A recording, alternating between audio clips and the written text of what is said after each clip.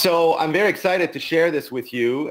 We're now getting into, as I said previously, into uncharted territory. And if this was the ocean of revelation, we're now starting to get into the deep end of it. So, you know, there's going to be a lot of materials, and you know, the Bab goes into some aspects of, for example, eschatology, that is very new and groundbreaking, and as such, some of the stuff takes time to process. Now, as I said to you, we're not going to cover the entire, you know, line by line. This is unfortunately pending an authorized Baha'i text of the entire Bayon. We are going to content ourselves with the translated passages, but there are going to be some minor provisional translations, both from Dr. Sa'idi's book, as well as some bits from myself that I'm hoping to share with you here. So let's moving forward. Now, to recap, the first book of the Bayon of Farsi affirmed that the supreme testimony of God in this new promised day is the person of his manifestation, that is the Bab, and his letters of the living. The next level of testimony is the words the manifestation of God reveals. This will be the general theme, if you will, of the second Váḥid or book of the Bab's holy book. Externally, book 2 is the lengthiest book of the Bayon of Farsi. So we had the book 1 being the shortest, with about 10 pages in its original language. Now we have the next one being the lengthiest. To just put it into perspective for you, with me again here.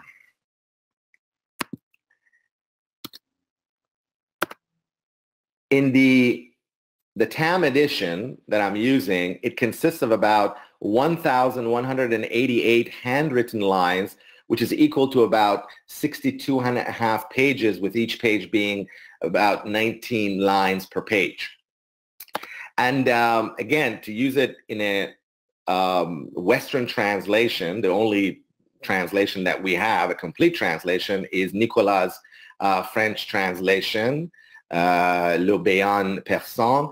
So in book 2, or Unité 2, is 114 pages. So this essentially encompasses the first volume. You know, he presented the translation of the Bayon in 4 volumes, and pretty much the first volume is taken by book 1, which is fairly short, and then all of book 2. So that tells you that there's a lot of material in this particular book of the Persian Bayán. Now, in his description of the second book of the Persian Bayán, Dr. Saidi in The Gate of the Heart states that the second unity discusses the nature of divine testimony, the binding character of the divine words, the Persian Bayán itself, the fulfillment of the day of resurrection through the revelation of the Bab, and the realization of paradise in the very words of the Bayon. I felt that was a great summary, very short, succinct, and precise. Now, Saidi goes on to say that the 19 gates or chapters of the second book are organized around this theme that he just, which I read and he had just mentioned. And the logic of this unity can be seen in the way these chapters are titled. And I will provide you the title of each chapters so you'll have a perspective on that as well. Now, the first chapter of book 2 begins with the expression on the exposition of the recognition of testimony and proof. Ma'rifat hujjat wal dalil. So, ma'rifat hujjat wal dalil. And in this chapter, the Báb identifies his own writings as the conclusive testimony of his divine revelation. There are 6 excerpts from this chapter that have been translated into English by the Baha'i World Center, and they will be presented here in their chronological order. Now, I just want to take a moment here. I know one of the students of the class had organized the excerpts like the chart that I had provided, but the order that is actually I will present here is the chronological order, and they are not necessarily the way that they are presented in the selections from the writings of the Báb. So I just want you to have that. So you may have to go back and readjust that collection that you've put together, which is excellent. That gives kind of a perspective of how chronologically how the text kind of evolves, but there's so many pieces that are missing in there. As I said, that's only constitutes about about 6% of the entire text, so there's 94% missing. But for the ones that we have here, I have presented everything that I present here to you, and in the future will be in a chronological order.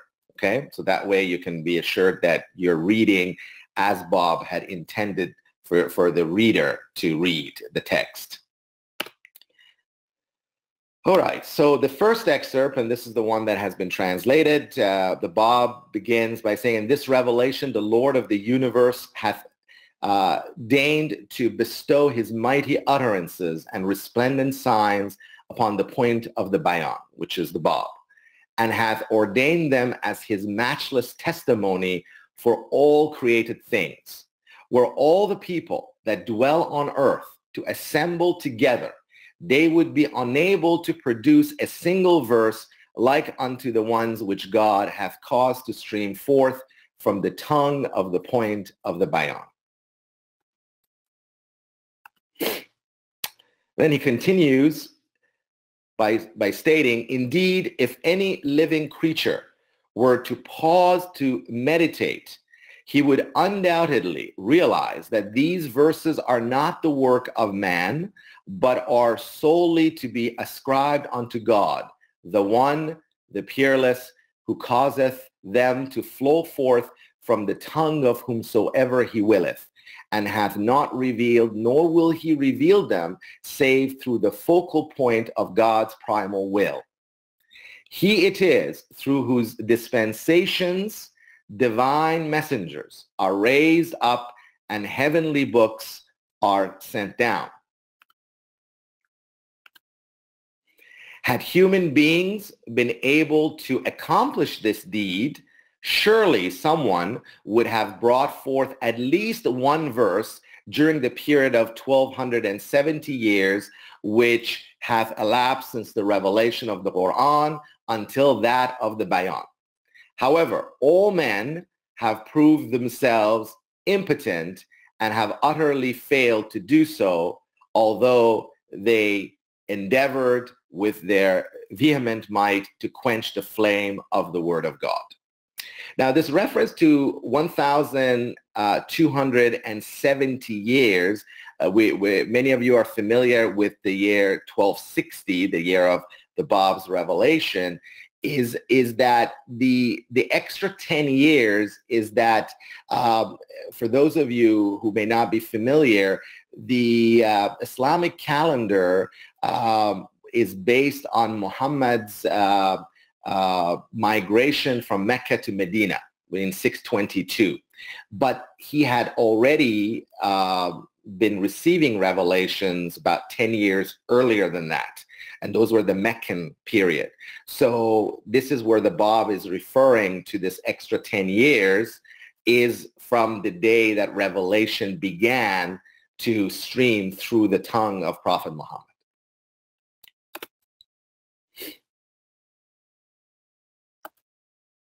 Now, 5 lines later in the original language, the Báb continues the next passage. He says, "The evidence set forth by God can never be compared with the evidences produced by any one of the peoples and kindreds of the earth. And beyond a shadow of a doubt, no evidence is set forth by God save through the one who is appointed as his supreme testimony. So here, this is the capital, being he's the testimony, he's the hujjat and dalil. So moreover, the proof of revealed verses doth alone and of itself conclusively demonstrate the utter impotence of all created things on earth. For this is a proof which hath proceeded from God and shall endure until the day of resurrection. I just want to bring this to your attention that both the Báb and Bahá'u'lláh have mentioned in their writings repeatedly that the true miracle, the true barometer by which their revelation should be judged is their words, the word of God. So, and this is why, for those who are to teach the cause of God, they are not to use any kind of supernatural or any kind of physical miracles. The only miracle that both the Báb and Bahá'u'lláh have allowed their followers to use to substantiate the validity of the revelation is the verses of God, hujjiyat ayat, okay, that the conclusive proof in the verses. So this is something that is going to also be echoing in the revelation of Bahá'u'lláh as well. He continues, and if anyone should reflect on the appearance of this tree, he will undoubtedly testify to the loftiness of the cause of God. For if one from whose life only 24 years have passed, and who is devoid of those sciences wherein all are learned, now reciteth verses after such fashion, without thought or hesitation, writes 1,000 verses of prayer in the course of 5 hours, without pause of the pen, and produceth commentaries and learned treatises on such lofty themes as the true understanding of God and of the oneness of his being. Now, just a couple of comments here. The Báb is referring to himself as being 24 years old. Now, this is not at the time of this revelation. The Báb was spot on, and it's very interesting that he was 24 years old when he revealed himself to Mullah Hussein. In fact, he was in the 25th year, but he had not, his birthday was going to be in October. He would have turned 25 in October 20th, 1844. So in May 22nd, he was still 24. Sorry, he was going to be 25 in October, but he was still at the time of his declaration to Mullah Hussein in that night of power and excellence. He was still 24. So this, using the 24 is basically, and he will use that age because that's the age that he revealed himself, to humanity. And so this is where he uses that benchmark, that day, as the day. So he was only 24 years old, and then he says, I mean, how could a 24-year-old person without hesitation contemporaneously reveal all these magnificent, these profound, these treatises, these prayers and all that? And then he talks about the speed of the profusion of revelation that is coming, that within the 5 hours, he reveals 1,000 verses. Now, interesting to point out, during the peak of Baha'u'llah's revelation in Adrianople, soon after his public proclamation, I mentioned that in one of my other courses, Baha'u'llah's pen was revealing 1,000 verses in 1 hour. So this is so 5 times faster than the Báb at the point where he is saying at the peak here, 5 hours, 1,000 verses. Just put it into a little bit of a comparative perspective here.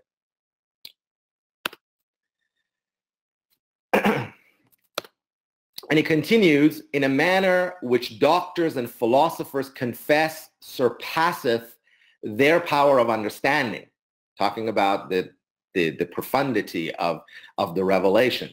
Then there is no doubt that all that hath been manifested is divinely inspired.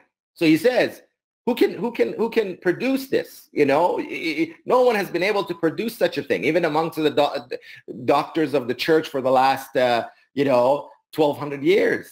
So he says, this definitely is the conclusive evidence that by just looking at what I'm revealing to you, you should know that, you know, I'm the messenger of God. I am, you know, the most exalted pen of your creator, and I'm revealing his words. Notwithstanding their lifelong diligent study, what pains to these divines that take when writing a single line in Arabic, yet after such efforts, the result is but words which are unworthy of mention. The Bab here kind of, sends a derogatory remarks towards the rubbish that some of these divines at the time were producing, which really were rubbish. You know, when you look back and some of them, when you read it, you just shake your head now in retrospect and see. So all these things are for a proof unto the people. Otherwise, the religion of God is too mighty and glorious for anyone to comprehend through aught but itself. Rather, by it, all else is understood. Okay? This reminds me of the verse from the Kitab Aqdas, verily, it is the unerring balance established amongst them. Okay, so moving on to the next passage. Now, about 13 lines after this passage, still in chapter 1, the Bab, speaking in the voice of God, proclaims to his creatures the true significance of all that is made holy and the transcendent character of his word. He writes, O my creatures, all that ye perform throughout your lives with utmost striving and endeavor is for the sake of attaining my good pleasure. If ye observe the derivative precepts, ye do so solely because I have revealed them in the book. If ye recognize the imams of guidance or seek my nearness through visiting their shrines, this is merely because their names have been alluded to in the Quran. If ye acknowledge the prophethood of Muhammad, the apostle of God, the blessings of God rest upon him, it is only because he was sent as a messenger by me.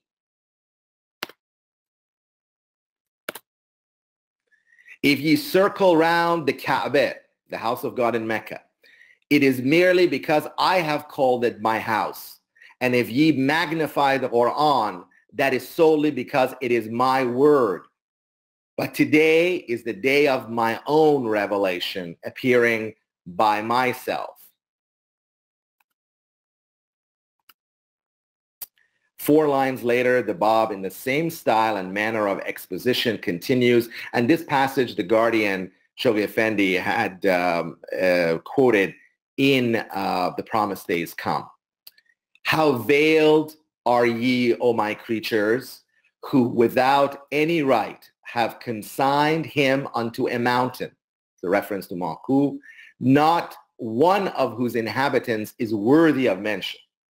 With him, which is with me, there is no one except him who is one of the letters of the living of my book. This is a reference to Sayyid Hussein Yazdi, who was the sole companion of the Bab during his imprisonment in Maku and Chehri.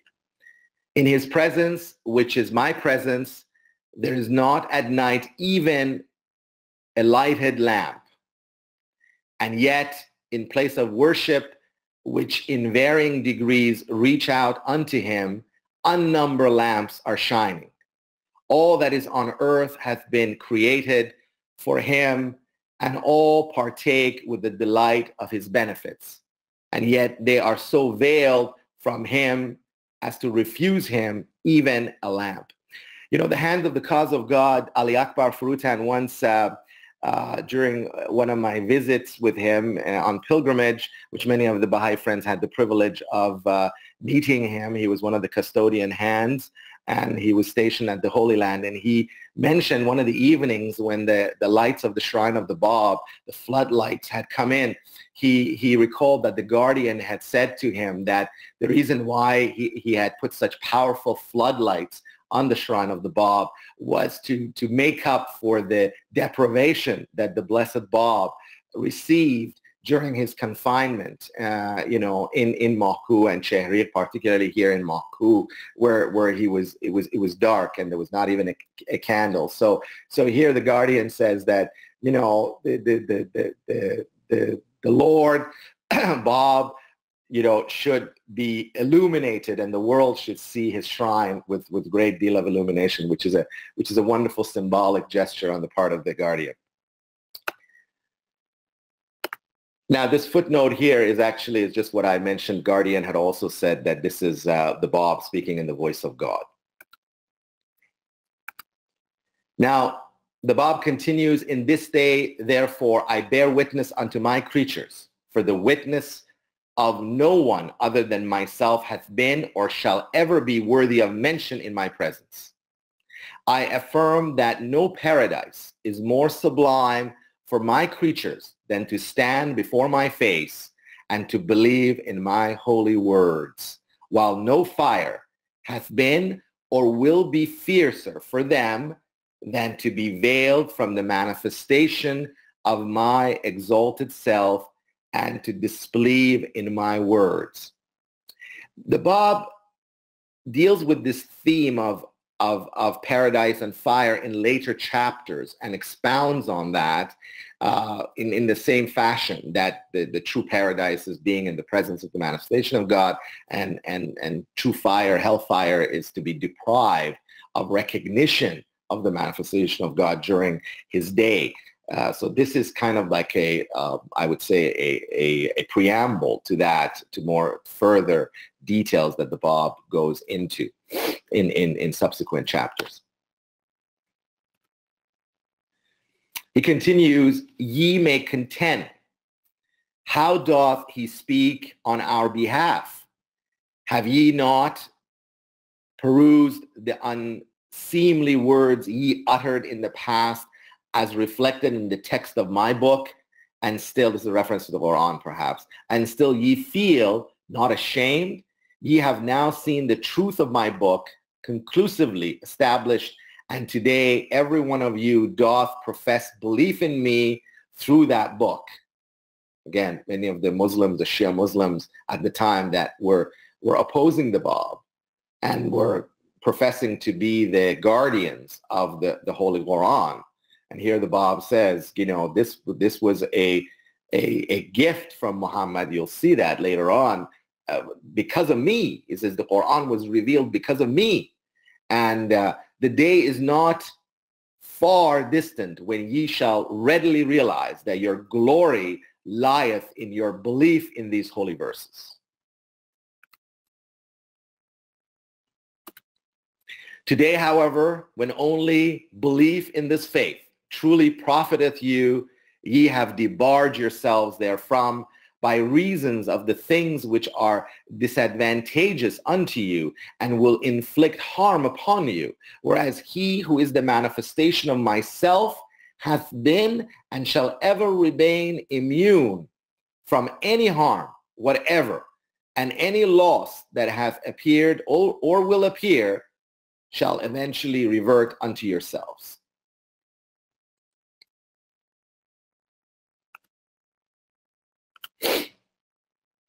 About 28 lines later in the same chapter, the Bab, while describing the profusion and matchless quality of divine verses streaming from his most exalted pen, writes this passage. There is no doubt, the Bab continues, that the Almighty hath sent down these verses unto him, even as he sent down unto the apostle of God. Indeed, no less than 100,000 verses similar to these have already been disseminated among the people, not to mention his epistles, his prayers, or his learned and philosophical treatises. So, but the Bab says that already over 100,000 verses, excluding some of his other works like his epistles, his prayers, and other, philosophical treatises. Dr. Saidi, in describing the various classifications of the writings of the Bab, gets into that and does give a wonderful survey of the writings of the Bab and the various topics that he wrote on as well. You can read that in his book, The Gate of the Heart. He revealeth, again referring to himself, he revealeth no less than 1,000 verses within the space of 5 hours. Again, this is the mention. He reciteth verses at a speed consonant with capacity of his amanuensis to set them down. He says he will reveal at such speed that sometimes the amanuensis can't take it down, but it will slow down. And this was the same case with Bahá'u'lláh. Some of you have seen the picture of Revelation writings, which Mirza Bayon basically took shorthand as verses of God revealed from the lips of Bahá'u'lláh, and oftentimes it would be so illegible that Mirza Bayon would be incapable of transcribing it, and then Bahá'u'lláh would re-reveal that, or would correct the missing passages where it was illegible. But we have certain, in the archives at the Baha'i World Center, we do have photos of some of these Revelation writings. And I'm sure they were very similar ones by the Revelation, amanuensis of Revelation, Sayyid Hosseini Yazdi, but more than likely they were destroyed. Many of the writings of the Bab, alas, and unfortunately, were destroyed by the enemies of the faith. So we may not see that, but at least here the Bab testifies to the fact that he has to adjust the speed of the revelation to the capability of those who are actually taking it down, namely his amanuensis, Sayyid Hosseini Yazdi. Thus, it may well be considered that if from the inception of this revelation until now he had been left unhindered, how vast then would have been the volume of writings disseminated from his pen. I made mention on the forum in one of my emails that if both the Bab and Bahá'u'lláh had led a life that was not as harassed and beleaguered, humanity would have been blessed with more such revelation that would cover more topics, although they have provided such oceans. But you can imagine that it could have been even more if they were not, if the vehicle of the revelation was left unhindered here, as the Bab is mentioning.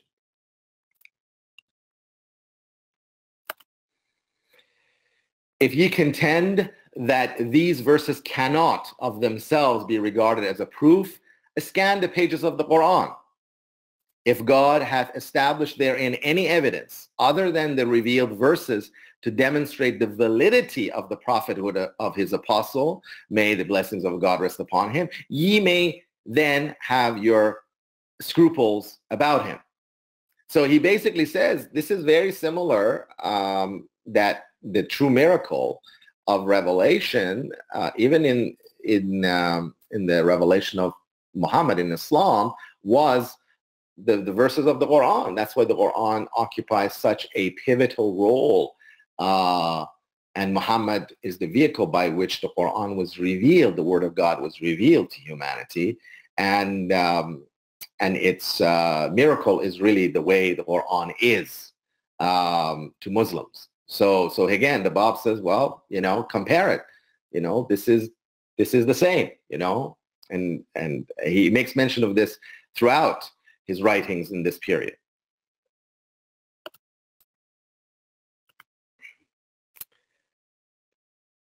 He continues on. He says, concerning the sufficiency of the book as a proof, God hath revealed. It is not enough for them that we have sent down unto thee the book to be recited to them. Now here the Bab is quoting from the Quran. This is the 29th surah of the Quran, verse 50. In this verily is a mercy and a warning to those who believe. When God hath testified that the book is a sufficient testimony, as is affirmed in the text, how can one dispute this truth by saying that the book in itself is not a conclusive proof? See, the Bab is bringing the evidence that was used in Islam to substantiate the validity of the Quran. So he says, you're saying that this is, the text is not the proof. Some of you have said, some had said that these are not the writings of the Bab. Okay, they did that the same thing with Bahá'u'lláh. In fact, in the Epistle to the Son of the Wolf, Sheikh Muhammad Taqi Najafi, the Son of the Wolf, had stated, and Baha'u'lláh quotes this, that the Kitab-i-Iran was not revealed or written by Baha'u'lláh. And Baha'u'lláh says, he comes back and says, people can't even reveal one verse of it. Let alone the entire book. Who can do it? And he says, this is such a grave injustice for you to make that. I'm paraphrasing, but he says, this is such a grave injustice that, so they denied it, and at times they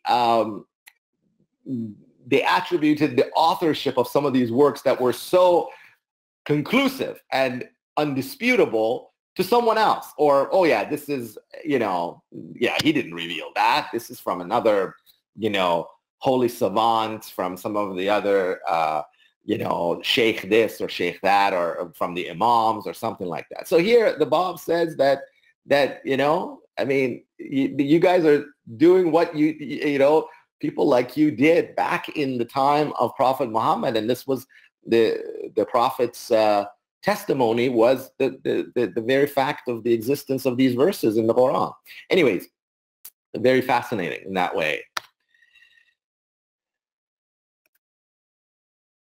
Now, in the last excerpt translated by the Baha'i World Center from this chapter of Book 2, the Bab avers the following.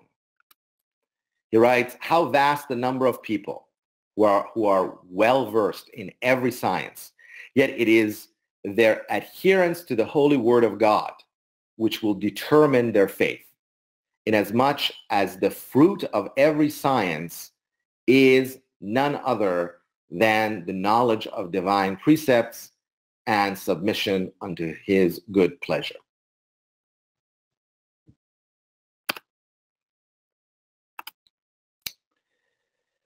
With 181 handwritten lines in the original language of composition, chapter 1 is indeed the longest chapter of Book 2.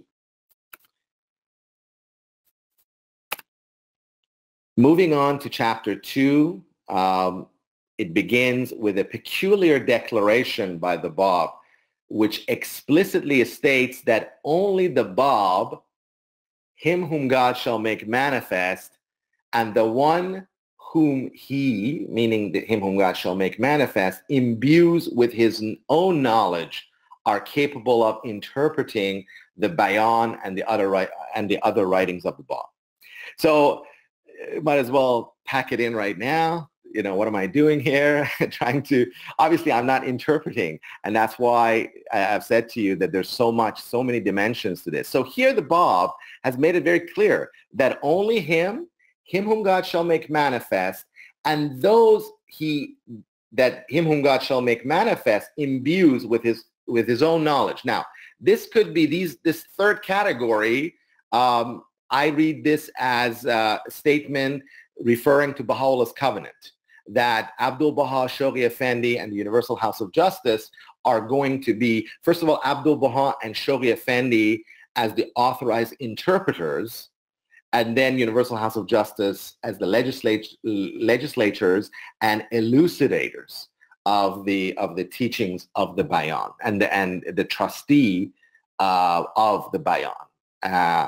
And you'll see the text as well, and I'll share this with you. So very fascinating.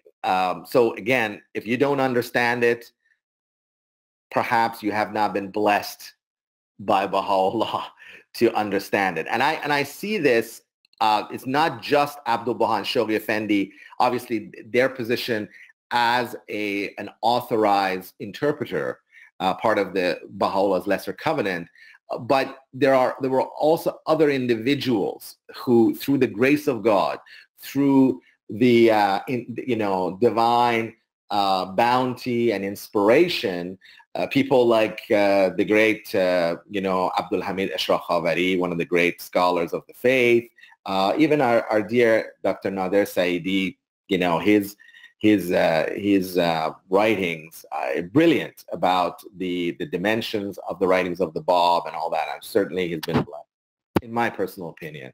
Not that because he's just my friend, but because he is truly a scholar of unique caliber. So again, here the Bab says this is a conferred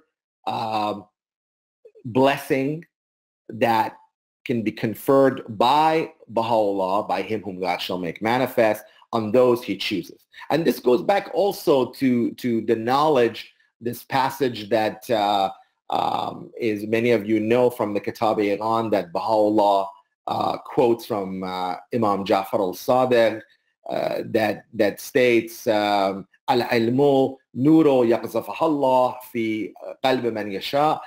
Basically, it's knowledge is a light that God chooses to place in the heart of whomsoever he willeth.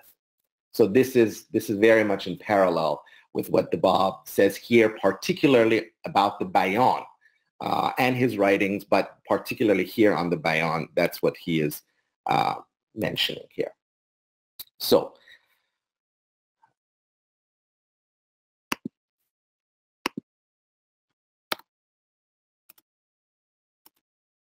now let's look at the Bab's exact words in the opening lines of the chapter.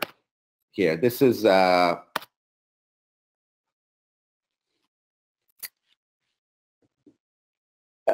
provisional translation. The second gate from the second unity, on this that none can encompass.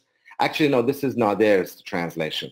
So the second gate from the second unity, on this that none can encompass the knowledge of that which God hath revealed in the Bayon, except him whom God shall make manifest. Or no, this one he says, except him whom God willeth.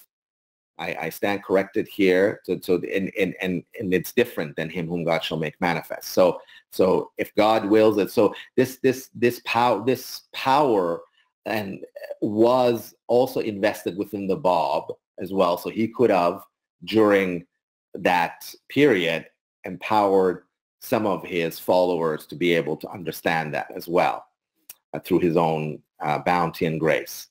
The substance of this gate or chapter is that none shall encompass that which God hath revealed in the Bayon, except him whom God shall make manifest, or the one who is taught such knowledge by him.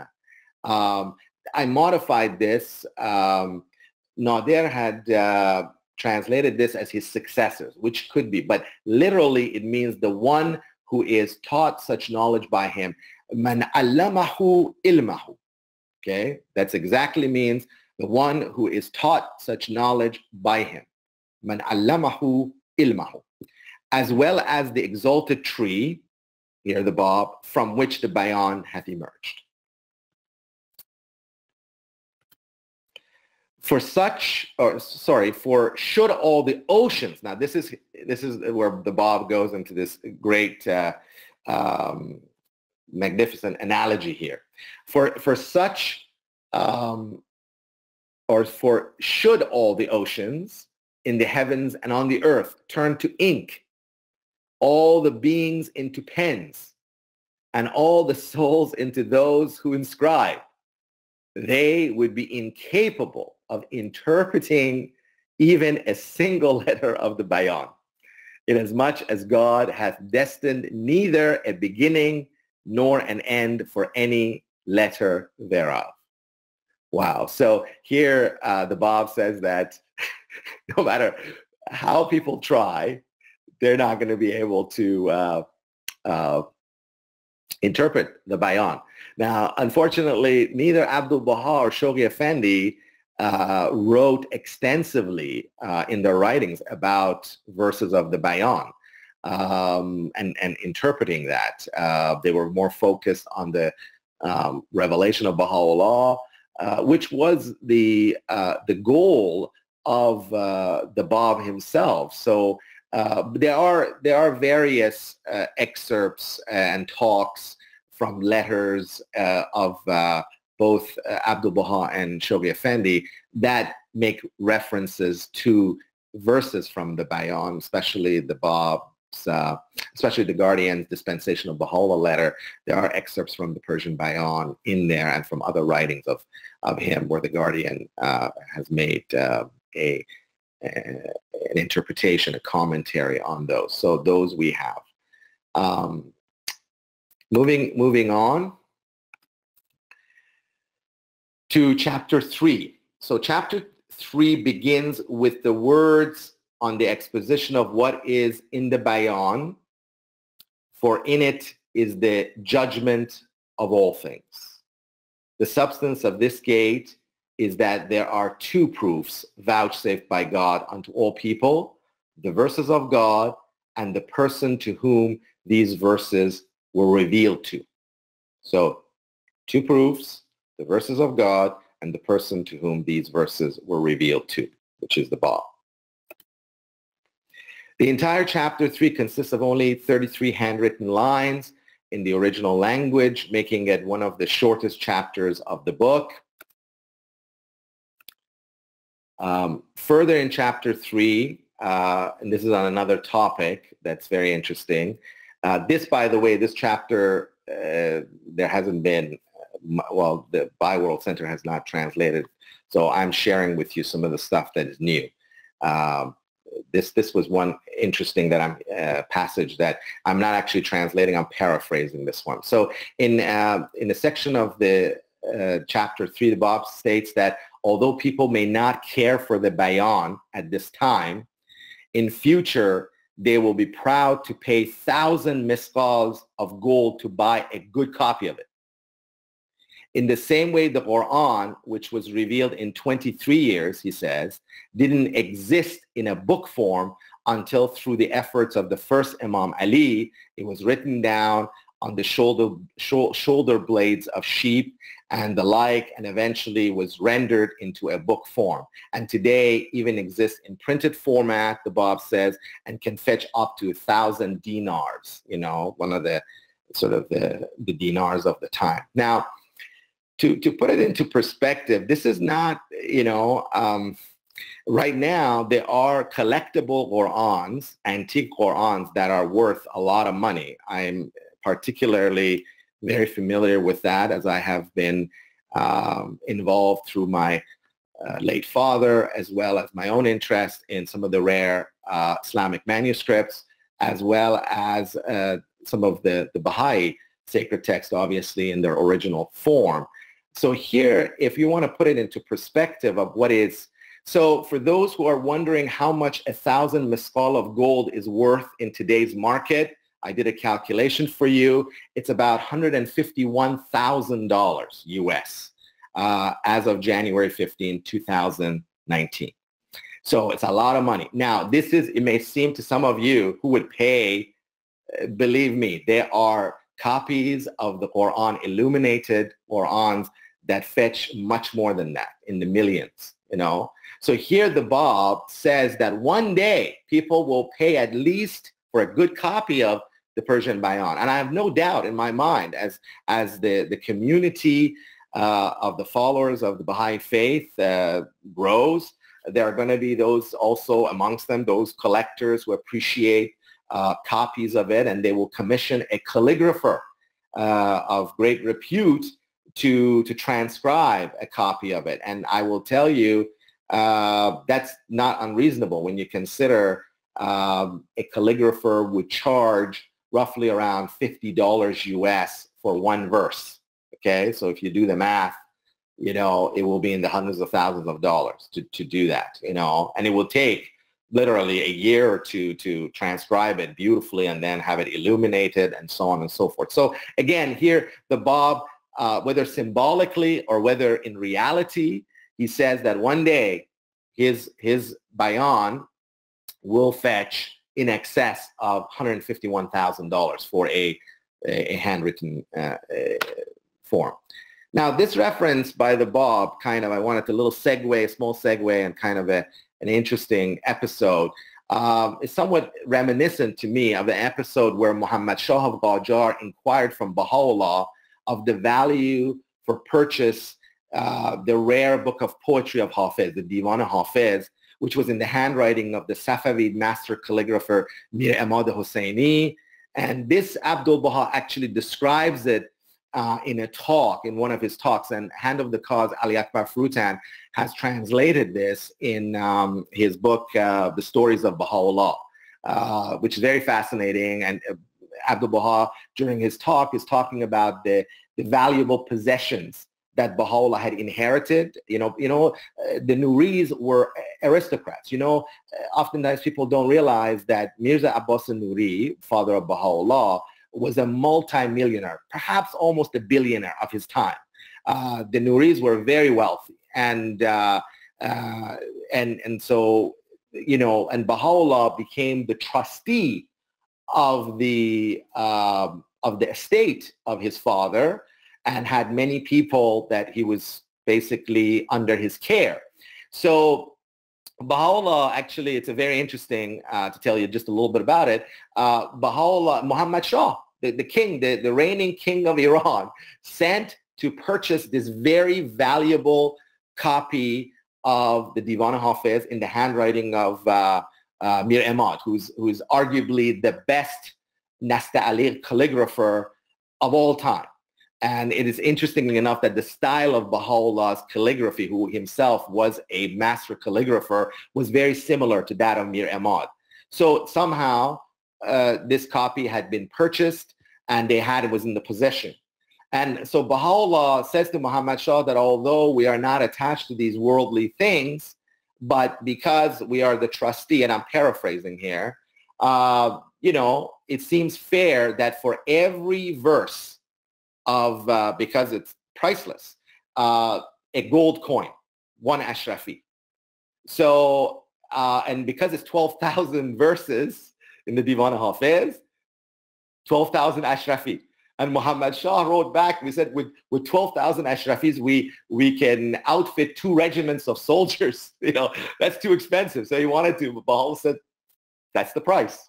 And eventually, Muhammad Shah refused to purchase it.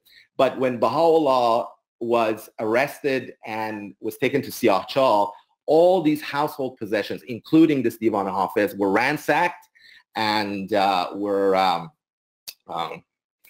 who knows where they are today. So, but that was a very valuable commodity at the time. Now, the reason why I bring this episode is that it shows both the Bab and Baha'u'lláh put value, a fair value, on something very precious, like this rare manuscript. And here the Bab talks about that his Bayon, that today may not seem precious, it is indeed precious, and one day someone will pay in excess of $150,000 US, or 1,000 misfals of gold, whatever that would be at that time. So I thought that would be very fascinating to share that with you guys. Moving on to chapter 4. Book 2, chapter 4 deals with a mystical new concept referred by the Bab as the letters of the sublime paradise and that which is other than them. This is the deep end of the pool, friends. I would not even venture to translate any parts of this. This will have to remain untranslated until such time that people more capable, and at least on the way of how the House of Justice would choose to translate this chapter. So the entire chapter is about 4 pages long in the original language with 73 handwritten lines. I'm just giving you some external features of it. Now, if you're very interested and now intrigued by this, you can look at Edward Brown's summary of this chapter in Mujan Moments, Selections from the Writings of E.G. Brown. Now, I'm not telling you that Brown is 100% spot on.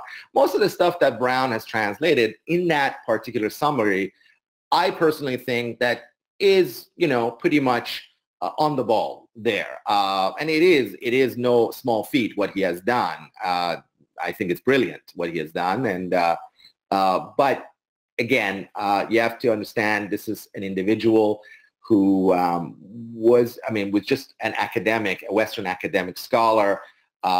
He did not believe in the religion of the Bab. He was very intrigued by the Bab, and this was done in the early days where he had, not as much experience. Now, he had just come back from Iran during the year 1888, I think, 1887, 1888, where he wrote A Year Amongst the Persians and all that. He says that he did the work of the summary of the Bayon as he was preparing for a major article for the Royal Asiatic Society.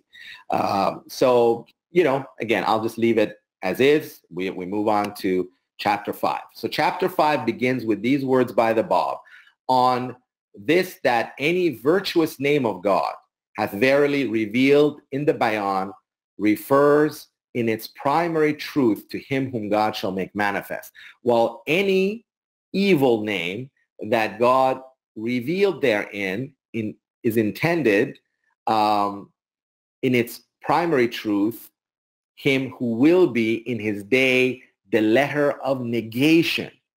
Now, this letter of negation, Shoghi Effendi in God Passes By interprets as a reference to Mirza Yahya Subh Azal, Baha'u'llah's half-brother, who rose against Baha'u'lláh and became Baha'u'llah's chief opponent and the breaker of the Bab's covenant. So the letter of negation, and I think you can read that in God Passes By. So this is where that reference, so anyone who was the sort of the antichrist of the, to use a kind of a Christian terminology, antichrist of him whom God shall make manifest, the Bab refers to it as the letter of negation. And also, so he would be the letter of negation, and then there would be probably letters of negations as well, like Sayyid Hussein, Sayyid Muhammad Isfahani, and a few other notorious Azalis and followers of Mirza Yahya during the time of Baha'u'lláh as well. Now, this chapter is relatively short with only 27 handwritten lines, and that's all I'm presenting to you here. Chapter 6. See if we can get this back on the presentation. So book 2, chapter 6 consists of about 22 handwritten lines, and roughly half of this short chapter has been translated into English by the Baha'i World Center. So this, obviously, the World Center felt they had, relevant as a primary material to be translated. So even though it's a short chapter, I would say half of it has been translated here, and here are the translated excerpts for you. The Bab writes, the Bayan shall constitute God's unerring balance till the day of resurrection, which is the day of him whom God will make manifest. Whoso acts in conformity with that which is revealed therein will abide in paradise, under the shadow of his affirmation and reckoned among the most sublime letters in the presence of God. While whoso deviateth,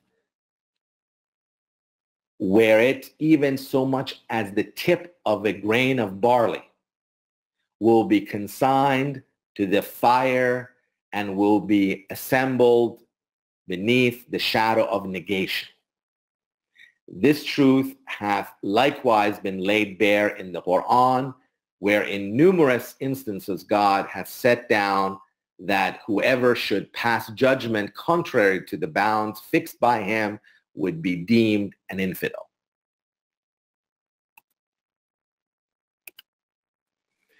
In these days, how few, the Bab continues, are those who abide by the standard laid down in the Quran. Nay, nowhere are they to be found except such as God hath willed. Should there be, however, such a person, his righteous deeds would prove of no avail unto him if he hath failed to follow the standard revealed in the Bayon. Even as the pious deeds of the Christian monks profiteth them not, inasmuch as at the time of the manifestation of Apostle of God, may the blessings of God rest upon him, they contented themselves with the standards set forth in the gospel.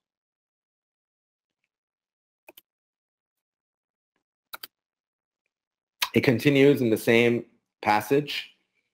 Had the divine standard laid down in the Quran been truly observed, adverse judgments would not have been pronounced against him who is the tree of divine truth. As it hath been revealed, almost might the heavens be rent and the earth be cleft asunder and the mountains fall down in fragments. This is from the Quran, I believe. Let's see. No, I don't have the references in here for that one. I'll come back to that. And yet, this is in the selections from the writing, so you can look up that reference. It's from the Quran. And yet, how much harder than these mountains their hearts must be to have remained unmoved. Indeed, no paradise is more glorious in the sight of God than attainment unto his good pleasure. Okay, so that's all we're going to talk about chapter 6. Moving on to chapter 7. Chapter 7 deals with the day of resurrection, Yawm al-Qiyamah. About half of the chapter has been translated into English by the Baha'i World Center. The entire chapter is about 55 handwritten lines in the original language, and the excerpts actually begin with the beginning of the chapter. So we have the beginning of the chapter translated continuously till I think through the half. So this is the excerpt. So the excerpt is the substance. The substance of this chapter is this: that which is intended by the day of resurrection is the day of the appearance of the tree of divine reality. But it is not seen that any one of the followers of Shia Islam hath understood the meaning of the day of resurrection. Rather have they fancifully imagined a thing which with God hath no reality. In the estimation of God and according to the usage of such as are initiated into divine mysteries, what is meant by the day of resurrection is this: that from the time of the appearance of him who is the tree of divine reality, at whatever period and under whatever name, until the moment of his disappearance, is the day of resurrection.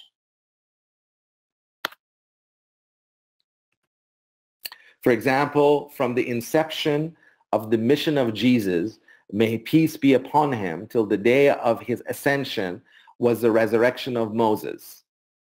For during that period, the revelation of God shone forth through the appearance of that divine reality, who rewarded by his word everyone who believed in Moses, and punished by his word everyone who did not believe, inasmuch as God's testimony for that day was that which he had solemnly affirmed in the gospel. And from the inception of the revelation of the Apostle of God, may the blessings of God be upon him, till the day of his ascension was the resurrection of Jesus, peace be upon him, wherein the tree of divine reality appeared in the person of Muhammad, rewarding by his word everyone who was a believer in Jesus, and punishing by his word everyone who was not a believer in him.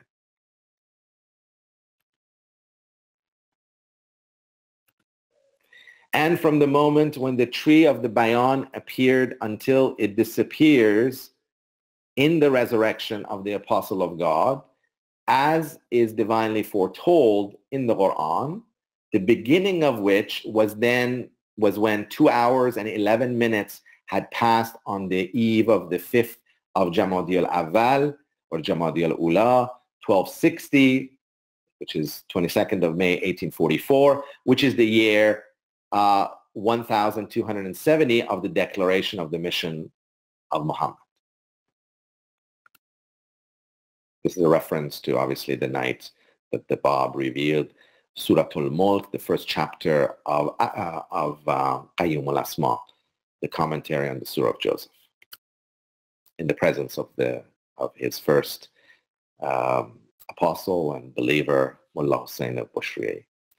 This was the beginning of the day of resurrection of the Quran, and until the disappearance of the tree of divine reality is the resurrection of the Quran.